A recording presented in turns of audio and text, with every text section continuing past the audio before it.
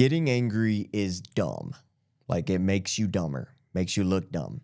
So here are 6 ways to stop getting angry. Number 1, realize that anger is weakness and immaturity, right? So anger is when you lose control, when you lose control of your emotions and you're no longer able to be chill and be calm and have peace of mind. And instead it all gets wrecked because you're angry. Well, when that happens, you have control over it. You are never at a point where you're so very rarely, where you're so out of control of yourself that you're like, God damn it, I'm angry and I can't control it. You're not going to be at that point very often. When you do get to that point, it is very, very, very important to understand that in those moments you are being weak. You don't have as much control over yourself as you need to have. It's weakness. It's mental weakness. It's emotional weakness. You're acting like a little bitch. You're acting like a little girl. And if me saying that upsets you, it's a sign that you need to work. You got some mental weakness going on there. You need to work on it. And it's immature because who loses control of themselves and who can't control their shit? Children. Right? So people who can't control their anger and they're always getting upset about everything, they're acting like children. At the end of the day, it's as simple as that. They're acting like children because getting angry and throwing tantrums and being out of control of yourself, that's something children do. And as you grow up, you're supposed to outgrow that. You're supposed to develop skills to have better control of your emotions. And if you're an adult, you're still acting like a child. It means you have work to do in that area. Number 2, patience and non-reactivity is intelligence and strength. So, opposite of number 1 is if you're always getting angry, you're lacking patience. So, of course, common sense, patience prevents you from getting angry. But what helps you have patience is being non-reactive. And this is not something a lot of people talk about. A lot of people talk about controlling the results of not being non-reactive. And the results of not being non-reactive is being angry and upset and out of control of yourself. And then they want you to control that. Well, you need to get to the root of the problem.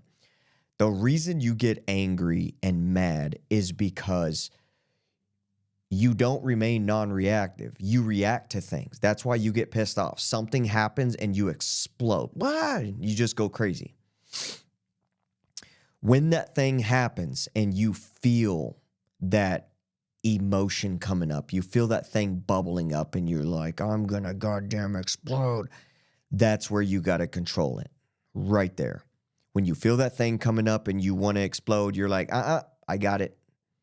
And you have to take a deep breath and relax and be like, I'm not going to react because it's going to make me angry. And then when I get angry, I'm going to look like a jackass. I'm going to sound like a jackass. I'm going to look like a weak, emotional little bitch.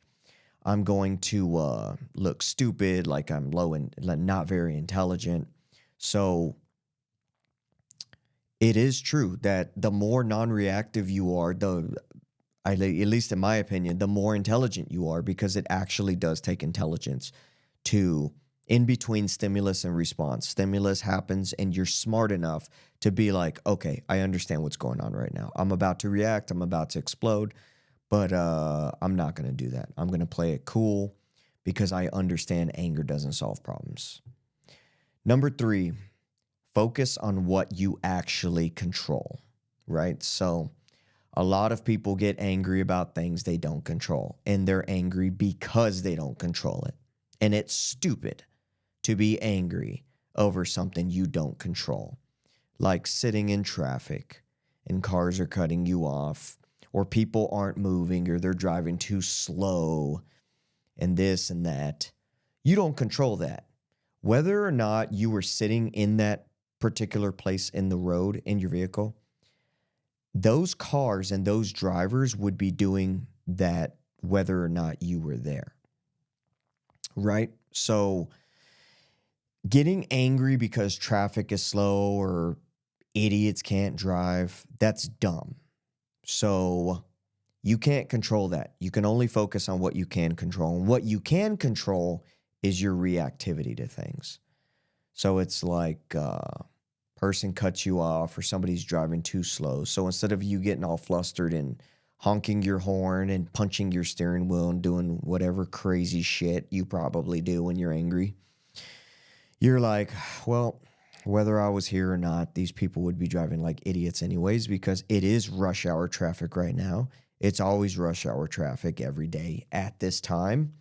And I look like a jackwagon over here, sitting here getting upset over something I don't control. I can't control all these cars. I can't control the amount of people on the road. I can't control that everybody gets off of work at the same time every single day. I'm just going to chill, put on some music, chill, get in the right lane, drive slow. I'll eventually get to where I'm going. No big deal. That's all you can control. You can't control nothing else. You can't control other people, right, for the most part. You can't control other people. All you can do is control how you react to them, right? So focus on what you do control, which is yourself and your attitude and your reactivity and your ability to stay calm. So number 4, accept the problem and focus on solutions. So something I do is when things happen that I don't like, within a split second, I understand, okay, this thing happened. This thing happened and it sucks and I don't like it, but I understand that anger doesn't solve problems. Like the thing happened, right? The milk is already spilled on the floor. So getting angry is not magically going to put the milk back in the cup. So if the milk spills and I'm like, God damn it, and I lose my mind, the milk is still going to be on the floor and the cup's still going to be spilled. So again, it's stupid reacting and getting upset over spilled milk. So what you do is milk spills and you're like, okay, milk is spilled. What has to happen? Starting from right now, what steps have to happen to fix this problem? Because instead of focusing on the thing that you can't control and the thing that's making you angry, you go directly into problem-solving mode. So what's going to fix this problem? All right, step 1, I got to go pick up the cup. Step 2, I got to clean up the milk. Well, how am I going to do that? Either paper towels or a mop or something. If your kid spilled it, get your kid to get some paper towels or a mop and teach them how to clean it up. But getting angry is not going to undo the thing that happened, right? So when something bad happens, you're just like, okay, all right, everybody chill. And getting angry is not going to fix this. What are the steps we have to take to solve this problem? And you can do that with literally anything, right? Person walks into your store, customer calls you or whatever, and they're just yelling their head off. Well, getting angry because somebody's yelling at you is dumb because you can't control that. All you can do is be like, okay, what are the solutions moving forward? And what's the first step you do? You go into damage control. Okay, I hear everything you're saying. I apologize for the way you're feeling. Let's try to get some solutions here to make you satisfied. So it works with everything. Number 5, think about how you're perceived. People lose trust and confidence in you when you can't control your shit. And this is true. So like in the industry I work in, right? People can get killed. People can get hurt by other people who are not keeping their head on straight. People who aren't controlling their emotions, especially with what I do right now. If there's somebody around not controlling their emotions and they're just out of control, they're going to be asked to leave the area because they're going to get somebody hurt or something like that. So when you can't keep control of your emotions, leadership and other people who need to rely on you and depend on you, when they're thinking about relying and depending on you, the first thing that's going to come to their mind, the very first thing, is they're going to be like, yeah, but Bob, man, that guy, he gets his cage rattled real easy. Like that guy gets bent out of shape easy. Like he's really emotional. He gets upset about stupid things. He's always upset about everything. I don't think that guy's right for the job. I can't depend on this guy or this person, Sally or whatever. I can't depend on this person to keep their head on straight. If I'm not around and I need to depend on this person to get this job done and see it through to the end, I can't depend on Bob and Sally because they can't keep their head on straight. They're always angry, they're always upset, and they allow that crap to get in the way of what needs to be done, and they allow that to get in the way of them focusing on what needs to be done. So if you're an angry person, it just makes people not trust you. Like, think about your kids, right? Let's say if you have kids. If you're always getting angry at your kids can't trust that they can come to you and tell you something or do anything around you, because the only thing that they can trust is that you're going to lose your shit every single time. And what happens? It causes them to lie to you. It causes them to hide things from you. It causes them to keep things from you. Well, that's not only kids. Your siblings, your wife, your husband, your coworkers, your friends, your parents, anybody. When you can't keep your head on straight, people are going to tiptoe around you, and you're not going to have a clear and open relationship with anybody because they can't rely on you. They just can't trust you. And number 6, it's not the end of the world. It'll get better. So